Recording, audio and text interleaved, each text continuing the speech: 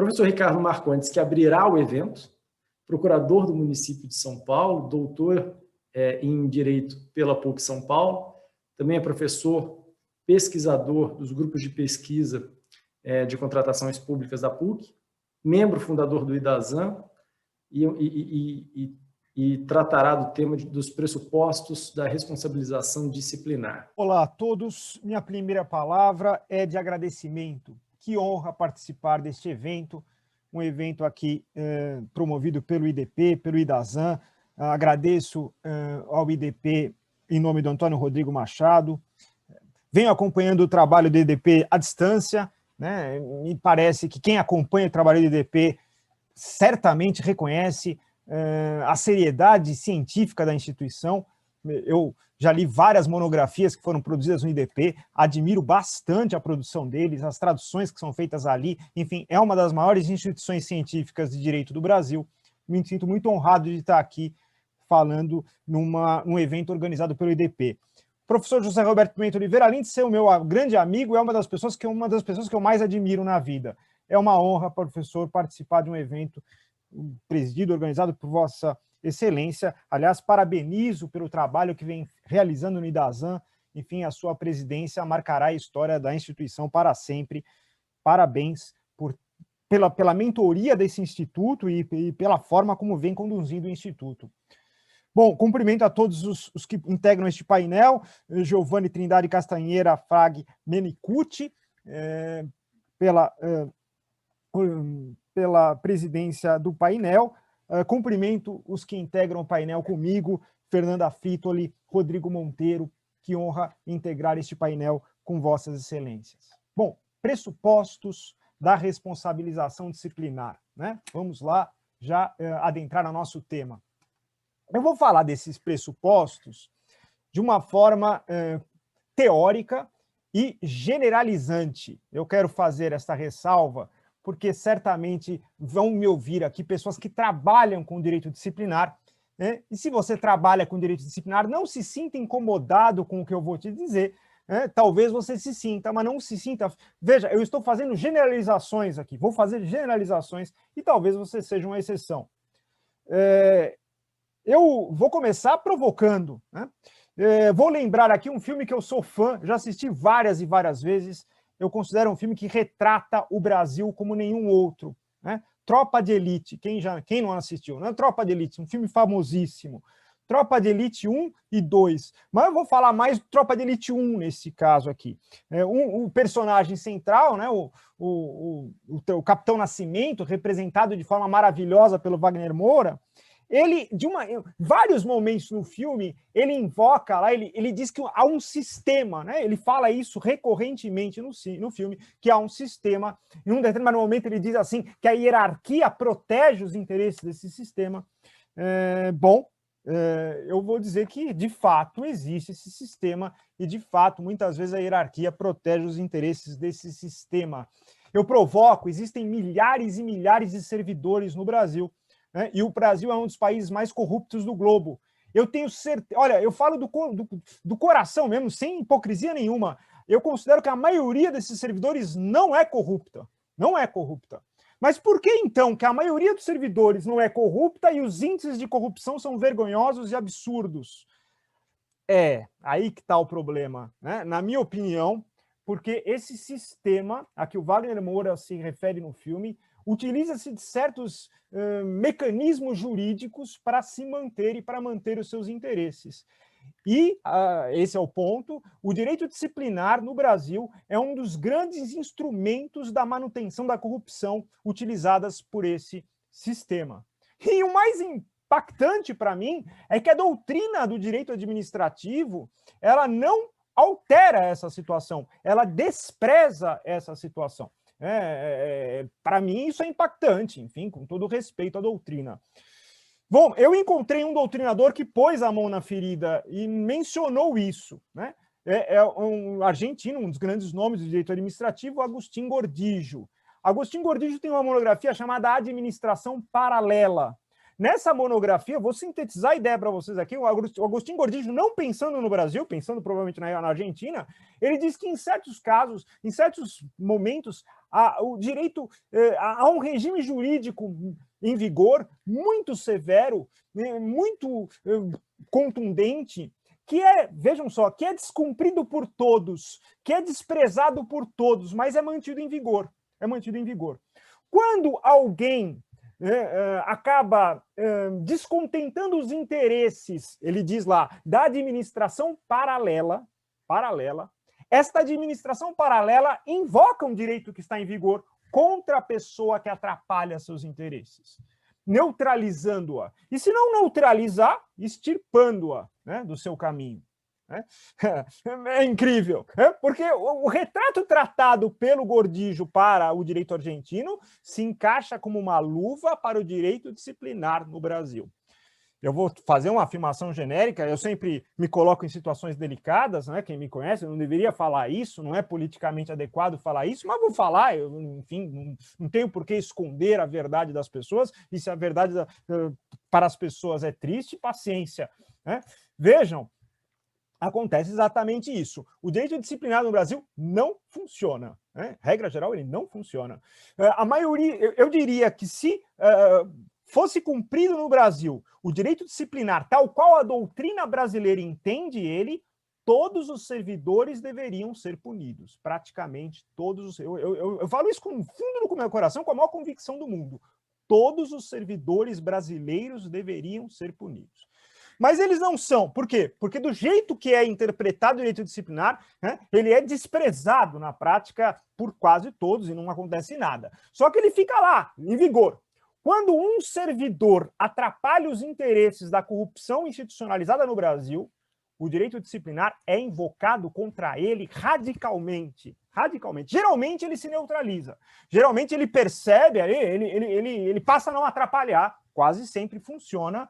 Né? Ele não precisa nem ser sancionado, o processo é arquivado muitas vezes, ou ele é repreendido, mas ele se neutraliza e não atrapalha mais. Às vezes ele não se neutraliza, o que é raro, e aí ele é demitido ou ele é sancionado mais gravemente. Vejam, se é assim, né? Se é assim, alguma coisa está errada. Não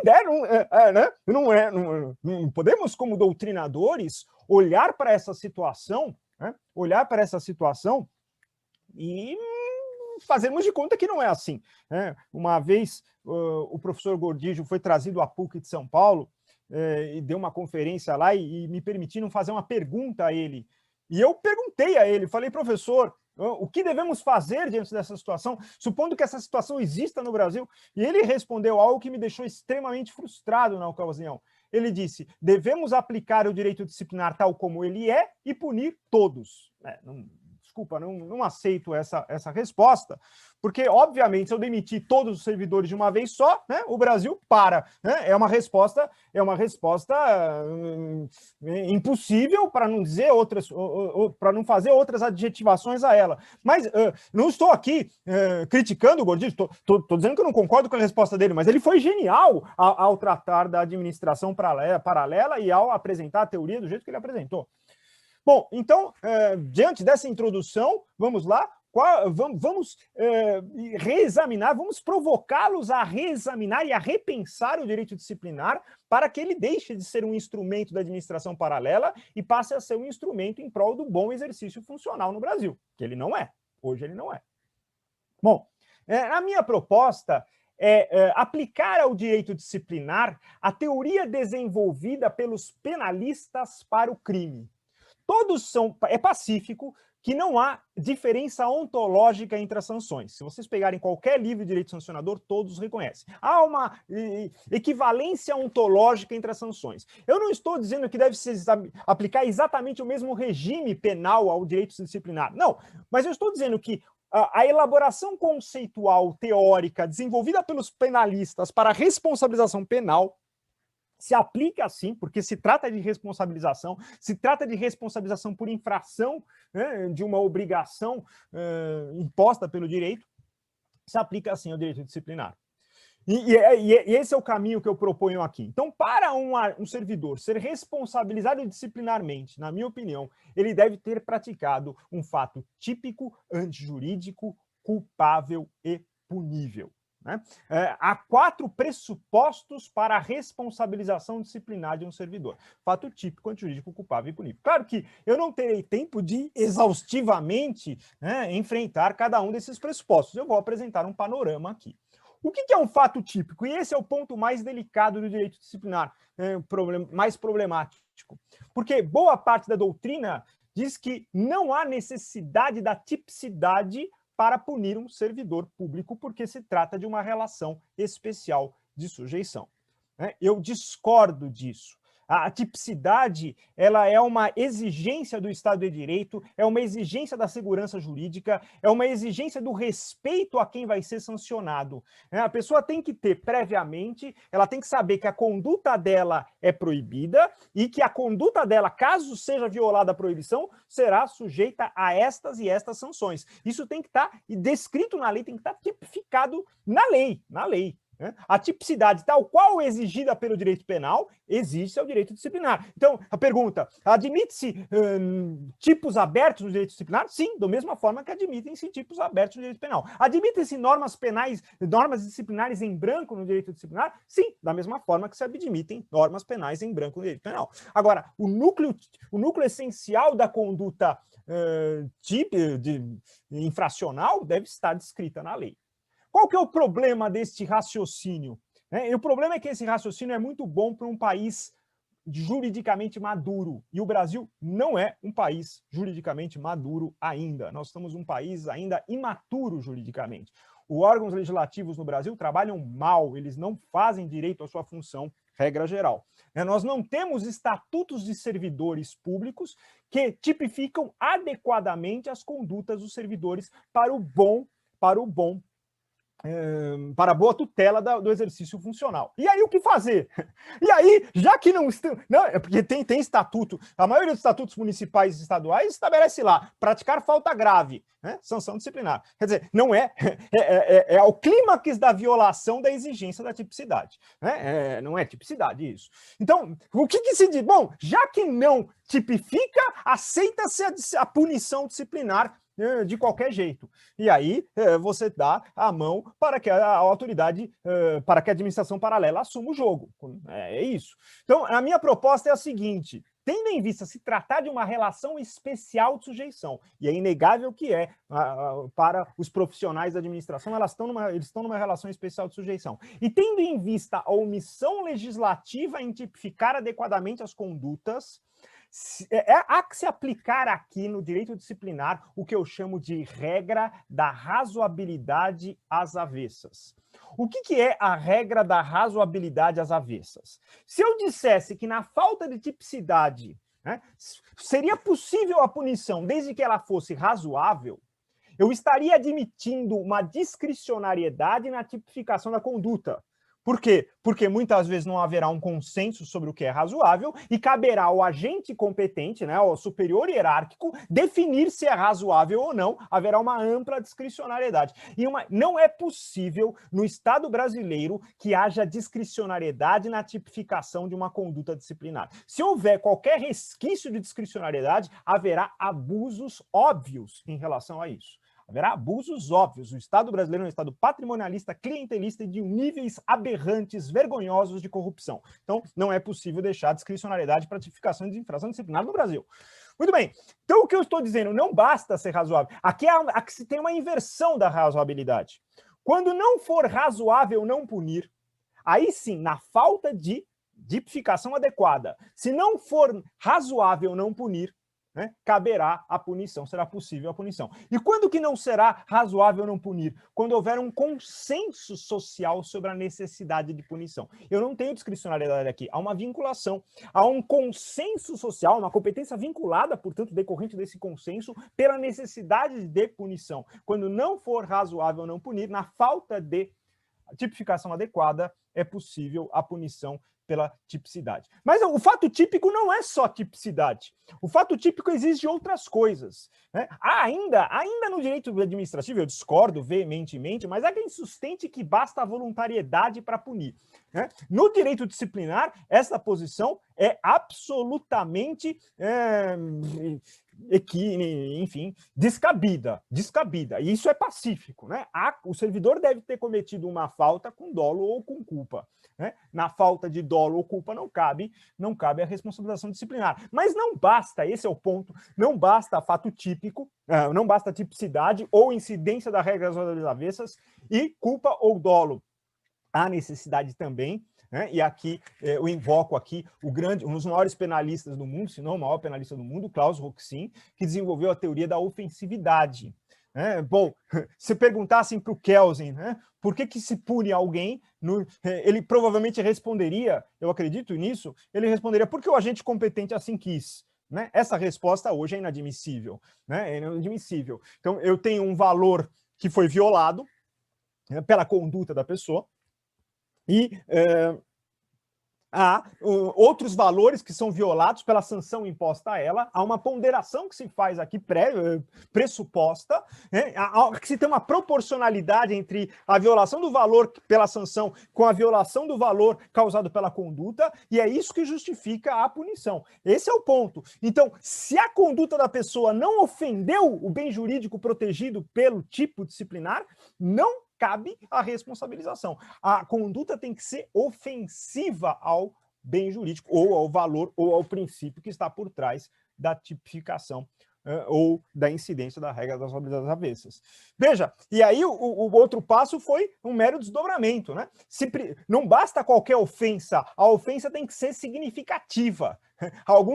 Eu já encontrei em livro dizendo não cabe a ofensividade, o princípio da insignificância no direito disciplinar. Uma bobagem sem tamanha, né? Se a pessoa pegar um clipes, né? Se ela pegar um papel para anotar o endereço de um parente que está no hospital e sair correndo e depois não restituir o papel, ela não vai ser acusada de um fato disciplinar, né, por não ter devolvido aquela folha de papel.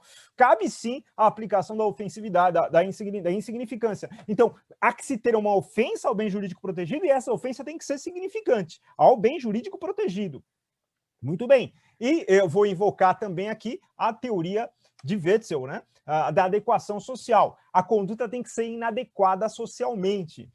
E vou dar um exemplo bem rápido. Né?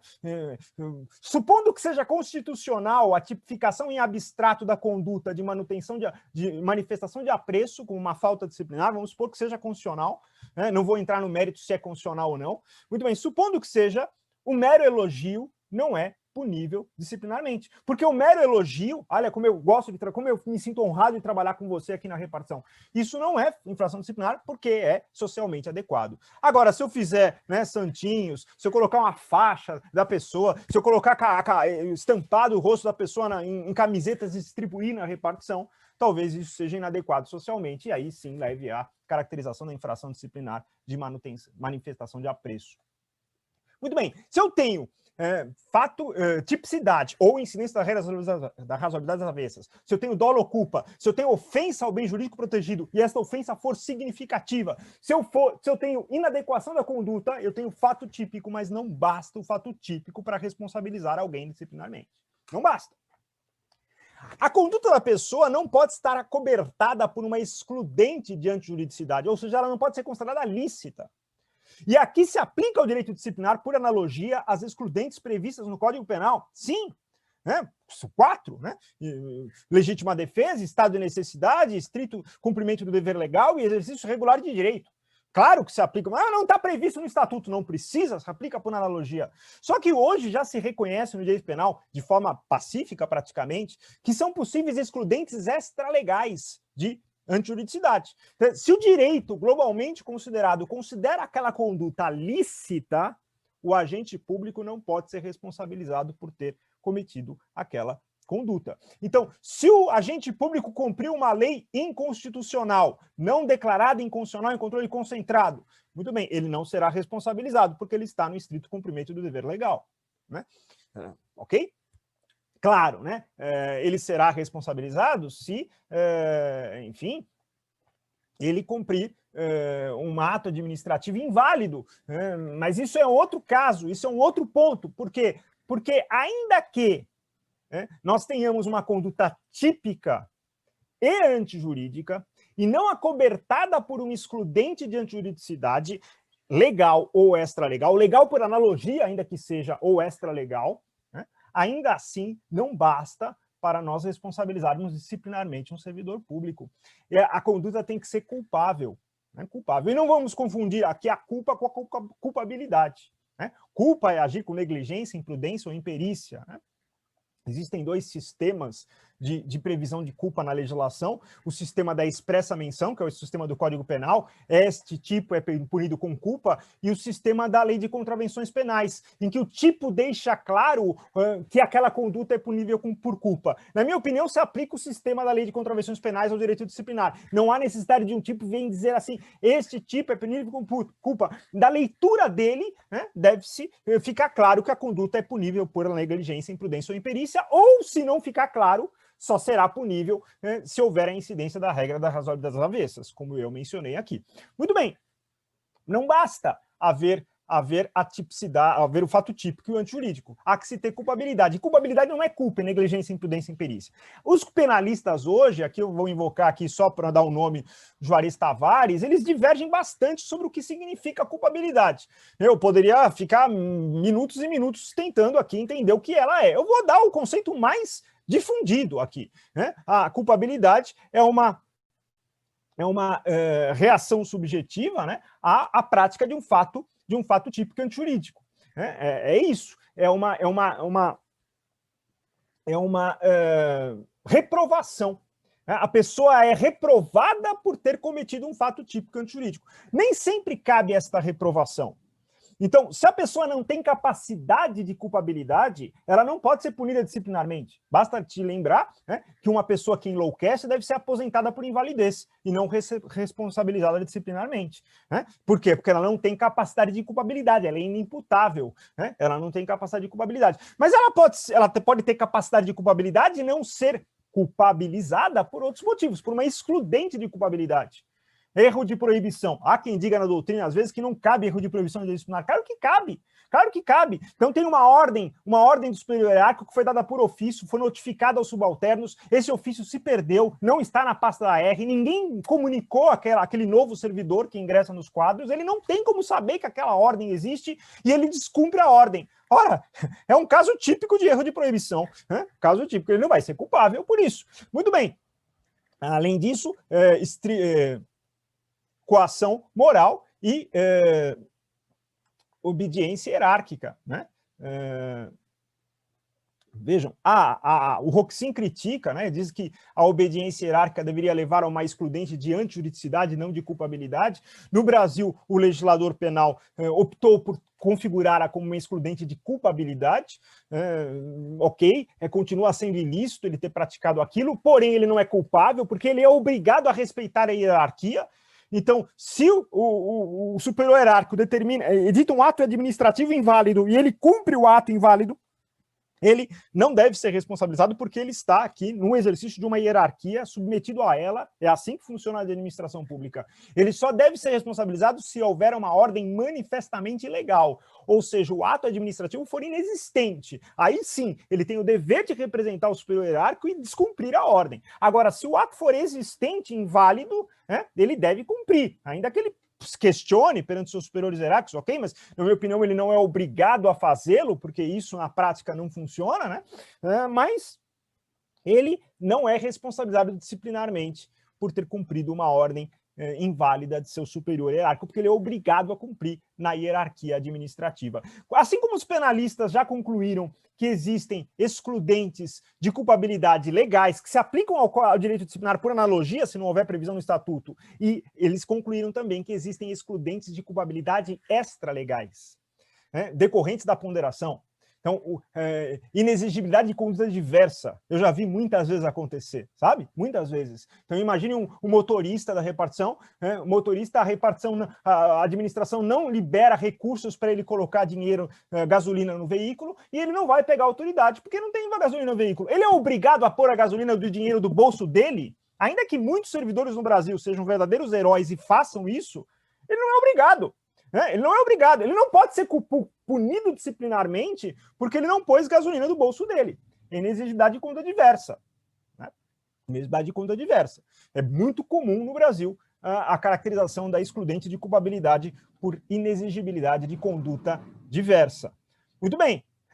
Se o fato é típico, se o fato é antijurídico, se o fato é culpável, não cometido por um incapaz de culpabilidade, né, por inimputável, e nem acobertado por uma excludente de culpabilidade, ainda assim, vejam só, ainda assim não cabe a responsabilização disciplinar, ainda há mais um pressuposto, o fato tem que ser punível. Há que se ter punibilidade. E aqui eu estou invocando o conceito mais, também há vários conceitos no direito, na doutrina do direito penal, estou invocando mais corrente do Nelson Hungria, né?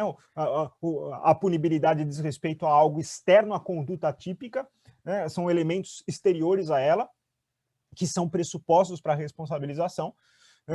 Bom, eu tenho condições objetivas de punibilidade e tenho excludentes de punibilidade.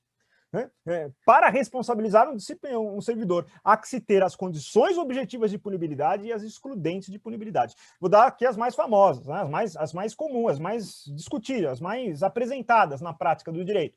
Uma condição objetiva de punibilidade óbvia hoje, graças a Deus hoje é óbvio, né? Ele tem que ser instaurado um prévio processo disciplinar para responsabilizar esse servidor, garantindo-se a ele contraditório e ampla defesa. Né? Contraditório e ampla defesa.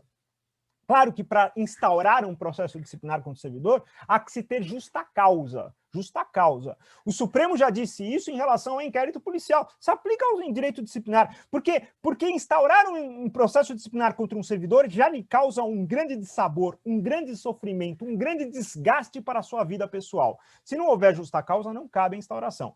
Muito bem, mas não cabe nada se não houver justa causa? Não. Cabe a instauração de uma sindicância não punitiva, apenas investigativa, para apurar-se os fatos, para apurar indícios de autoria. Aí sim, com indícios de autoria e com a prova da materialidade da infração, aí sim temos justa causa para instaurar um processo disciplinar. E nesse processo disciplinar deve ser garantido o contraditório e a ampla defesa. É uma condição objetiva de punibilidade. Na minha opinião, né, essa sanção disciplinar, e isso é uma coisa bastante descumprida no Brasil, a minha opinião é bem minoritária, ela necessariamente deve ser submetida a uma apreciação jurídica. Né? Por quê? Porque para saber se esses pressupostos estão presentes ou não, eu acredito que todo mundo que está me ouvindo aqui percebeu isso, né? Há que se ter um exame jurídico, e um exame jurídico bastante sofisticado, saber se o fato é típico, se é antijurídico, se é culpável, se é punível. Então eu tenho que ter uma comissão, né, integrada por juristas. E, na minha opinião, juristas com estabilidade, né? Coisa que nem sempre é. Né? Por quê? Porque se a pessoa não tem estabilidade, né, ora, é muito fácil. Veja, eu não estou aqui criticando quem não tem, mas eu entendo, a pessoa tem família para sustentar, ela tem contas para pagar, ela trabalha com... Ela tem, né, o ganha-pão dela. Se o ganha-pão dela está em risco, eu acredito que muitas vezes a maioria esmagadora dos seres humanos, se eu falar para eles, pegue esse revólver e atire na cabeça de alguém para você continuar ganhando seu ganha-pão, ele fala, não, eu me nego, pode me mandar embora. Agora, violar uma moralidade, uma impessoalidade, uma legalidade para salvar o ganha-pão, as pessoas não têm que ser santas, não, heróis, elas têm que ser normais, né? A maioria vai violar, né? Então, a pessoa tem que ter estabilidade para se opor à influência política e econômica quando for necessário em prol do cumprimento da legalidade. Porque se ela não tiver estabilidade, meu amigo, isso aqui é um mero castelo de areia de grande hipocrisia. É instrumento para o sistema, para a administração paralela. Né? Condição objetiva de punibilidade, parecer em prol da imposição da sanção dada por juristas com estabilidade. Muito bem. Só que também não pode estar acobertada, a punição ela precisa que não haja uma excludente de punibilidade. E quando que haverá uma excludente de punibilidade? Uma das mais comuns, prescrição. né? Prescrição. A administração não tem eternidade não para punir a pessoa. Porque ter a eternidade para punir alguém é um desrespeito absurdo a alguém. Então imagine você ter a sua vida inteira, você está sob o risco de ser punido por uma conduta que você fez. Né? Olha, você cometeu uma conduta quando você tinha 18 anos, você está com 70 anos, ok, mas você pode ser punido por essa conduta.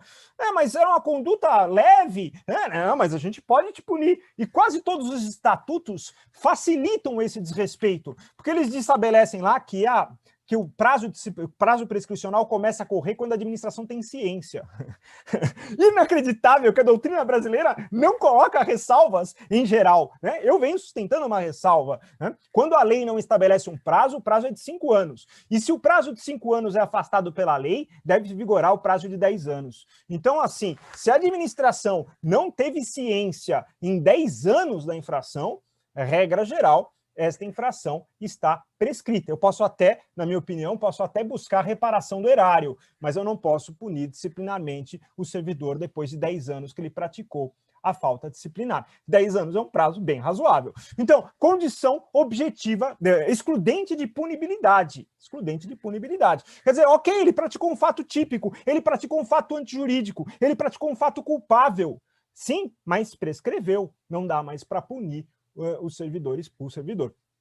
Vejam, o STJ ele tem uma divergência até hoje na jurisprudência. Né? Há ministros do STJ que consideram possível examinar se a sanção é proporcional à infração e, portanto, deve ser invalidada pelo judiciário pela desproporcionalidade, e até hoje quem entenda que não é possível examinar isso. Inacreditável, na minha opinião, que atualmente algum jurista sustente que o judiciário não tem a competência para invalidar uma sanção por desproporcional.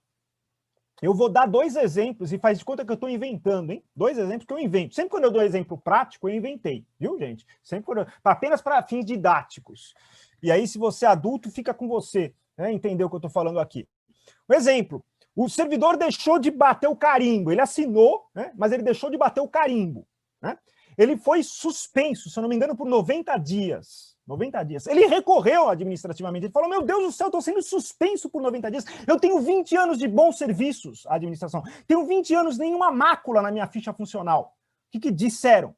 Disseram, olha, por isso que você não foi suspenso por 120 dias. Exatamente por isso, porque você não tem mácula na sua vida funcional.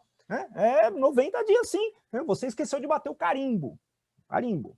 Outro caso, o servidor chega na repartição e fala, a senhora não tem caráter, a senhora não tem caráter. Provado por 20 testemunhas, demitido.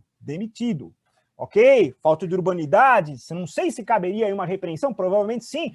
A demissão, aí o que acontece? Vamos lá, as provas. Ele tem maus antecedentes, vamos olhar os maus antecedentes dele. Os maus antecedentes, ele tinha sido punido anteriormente, demitido, só que ele ingressou com uma ação judicial. E o judiciário, na sentença, disse o seguinte, este caso é inacreditável. Ele acusou a administração de corrupção, né? E no meio da acusação que ele fez, houve um processo contra ele e ele foi demitido.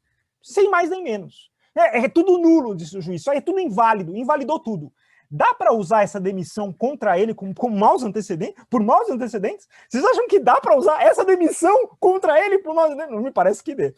Mas eles alegaram outra coisa para manter a demissão, que ligaram para ele e ele foi descortês no telefone. Veja, eu não tenho nenhuma prova disso, né? Nenhuma. Tem só a alegação, a alegação da pessoa, que ao meio do processo disciplinar ligou pelo telefone para esse servidor e ele foi descortês por telefone. Bom, graças a esses motivos, a essas motivações, a demissão na instância administrativa foi mantida. Claramente desproporcional. Veja, o que haverá de Estado de Direito no Brasil se o judiciário não tomar as rédeas da situação, né, e começar a dizer quando é válido, quando é inválido a punição disciplinar no país. E se a doutrina no direito administrativo não passar a ser chacoalhada, né, e se manter inerte à lamentável situação de nós vermos um direito disciplinar ser um instrumento da administração paralela. Bom, meu tempo já se esgotou. Eu reitero aqui a honra de ter participado desse painel. Enfim, fico aqui à disposição para os debates. Passo aí a palavra a você, Giovanni. Muito obrigado mais uma vez.